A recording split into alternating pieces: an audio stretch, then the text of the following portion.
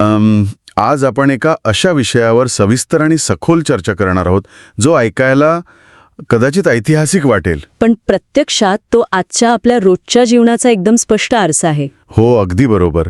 आपण कुराणाच्या 7व्या अध्यायाचा म्हणजेच सुरा अल अराफचा व्यावहारिक सारांश समजून घेणार आहोत. आणि या सगळ्या माहितीचा मुख्य उद्देश काय आहे हे पाहणं खूप गरजेचं आहे. नक्कीच.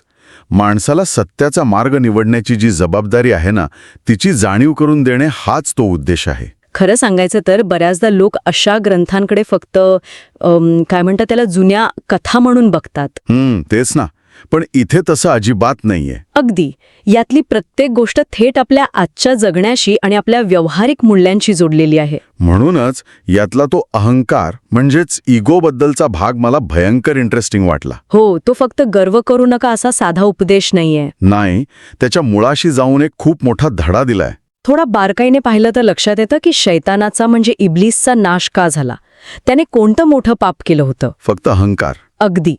मी आगीपासून बनलोय आणि आदम मातीपासून, मग मी त्याच्यापेक्षा श्रेष्ठ आहे हा जो सुपिरियॉरिटी कॉम्प्लेक्स आहे तोच त्याचा घात करून गेला. बापरे. आणि आजच्या जगात आपण हाच अहंकार जातीभेद किंवा वर्णभेद या स्वरूपात रोज पाहतो. हो, मी तुझ्यापेक्षा मोठा हीच ती वृत्ती.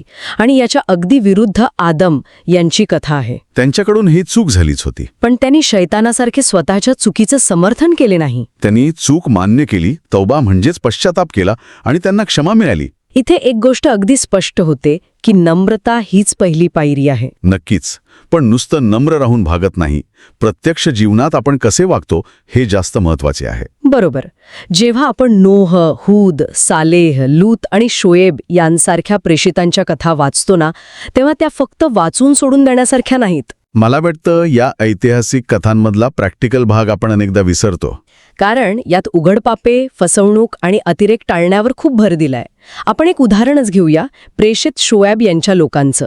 त्यांच्यात मुख्य अडचण काय होती? ते व्यापारात फसवणूक करायचे, वजनात माप मारणे, लोकांची लूट करणे.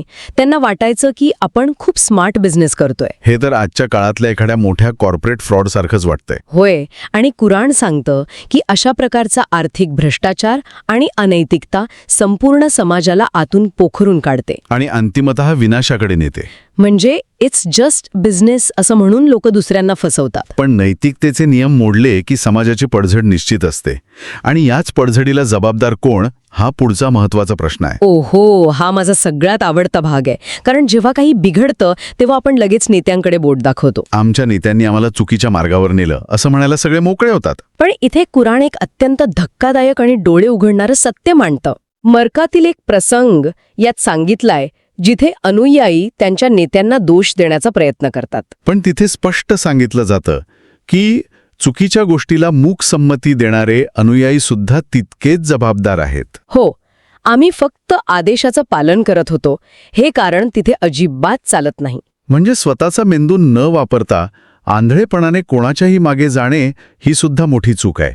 यासाठी किती धाडस आणि स्वतःचा सदसविवेक बुद्धीवर विश्वास असावा लागतो याचा विचार करा. आणि म्हणूनच इथे सबर म्हणजे संयमाची अत्यंत गरज असते.